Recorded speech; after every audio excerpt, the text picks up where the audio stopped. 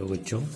तो आज हम जो है डिस्कस करेंगे पी ब्लॉक एलिमेंट्स के अंतर्गत ग्रुप 18 के तत्व, अक्रिय गैस तत्व, इनर्ट गैस, नोबल गैस, ये रेयर गैस इनको कहते हैं। इनको इसलिए इनको अक्रिय गैस कहा जाता है क्योंकि इनका बाहरी कोष पूर्णतः कंप्लीट होता है। 1s2 2s2 2p6, ये 6 और 2 8 और 2 10 कंप्लीट है। ऐसे इसका 1s2 2s2 2p6 3s2 3p6 ये भी कंप्लीट है। इसी तरह आप इनके इलेक्ट्रॉनिक विन्यास बना लेंगे। अब यहाँ पे जो इम्पोर्टेंट है एग्जामिनेशन पॉइंट ऑफ व्यू के हिसाब से कि इनके उपयोग यूजेस क्या हैं, तो हीलियम का यूज़ जो है किस में किया जाता है, गुब्बारे में किया जाता है गैस भरने में, और गोताखोरी में गोताखोर सिलेंडर में इसका यूज करते हैं हीलियम का। नियॉन का उपयोग नियॉन लाइट्स में किया जाता है क्योंकि ये बहुत दूर तक ट्रैवल करती है, दूर से देखी जाती है। आर्गन का विद्युत बल्बों में इसका प्रयोग किया जाता है, और क्रिप्टॉन और जीनोन जो हैं इसका प्रयोग फोटोग्राफी में किया जाता है। रेंडोन का उपयोग जो है रेडियो एक्टिव है क्योंकि ये तत्व रेडियो एक्टिव है, इसलिए इसका यूज़ रेडियो थेरेपी, कैंसर के इलाज में इसका यूज़ आजकल किया जा रहा है। तो जिसमें सबसे इम्पॉर्टेंट है वो है जीनोन और जीनोन और उसके यौगिक। तो जीनोन का जो पहला यौगिक है वो है XCF2 XCF4, ये दो इम्पॉर्टेंट हैं, और XCF6 फ्लोराइड्स के साथ इसके 3 यौगिक हैं।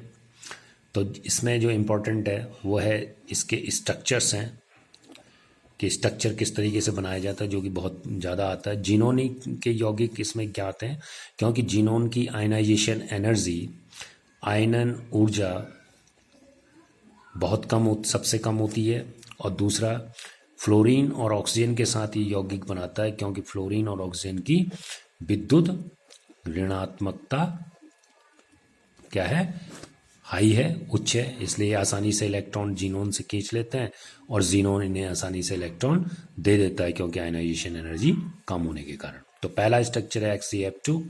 तो इसके लिए हम क्या किया जाता है, जीनोन के जो इलेक्ट्रॉन्स हैं 8 इलेक्ट्रॉन वो इस तरीके से इसके चारों ओर हैं।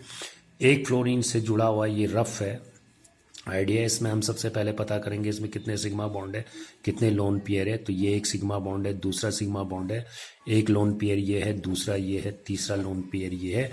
तो यहाँ पे कितने हो गए, sigma bond plus lone pair, ये हो गए आपके सिग्मा बॉन्ड हो गए 2 और 3 यानी 5। 5 का मतलब जो हाइब्रिडाइजेशन है इसमें वो है sp3d, 1 3 और 1 4 और 1 5। तो ये sp3d हाइब्रिडाइजेशन है।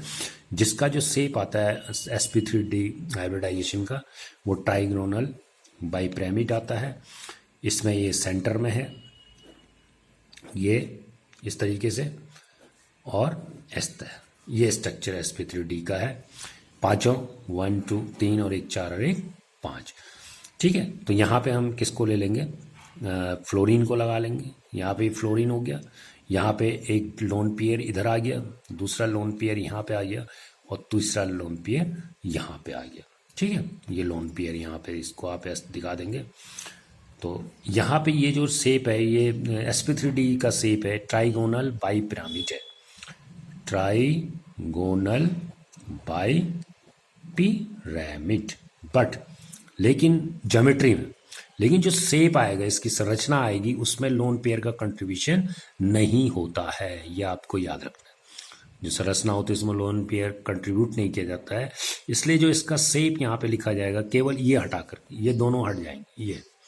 ठीक है, तो इसका जो शेप आएगा वो एक लाइन में आएगा, इसलिए कहा जाता है इसे लीनियर शेप, रैखिक। ओके, अब हम दूसरे ग्रुप में आते हैं, दूसरे यौगिक पे आते हैं XEF4। तो इसके लिए भी पहले हम इस तरह से इलेक्ट्रॉन्स यहाँ पे दिखा देंगे, ऐसे 8 इलेक्ट्रॉन। एक फ्लोरीन यहाँ है, दूसरा फ्लोरीन यहाँ है, तीसरा फ्लोरीन यहाँ है, चौथा फ्लोरीन यहाँ है, एक लोन पेयर ये हो गया, एक लोन पेयर ये हो गया। कितना हो गया, 6। एक सिग्मा, 2 3 4 सिग्मा, और 4 और 2 6। तो इसका हाइब्रिडाइजेशन क्या हो गया, sp3g2, 2 और 3 5 और 1 6। अब इसके लिए जो sp3d2 का स्ट्रक्चर बनाया जाता है वो इस तरीके से स्क्वायर में बनाया जाता है ऐसे। ये स्क्वायर बाई पिरामिडल होता है ऐसे, ये भी आपने याद रखना है, स्क्वायर बाई पिरामिडल, पिरामिडल किसके लिए, इस sp3t2 के लिए।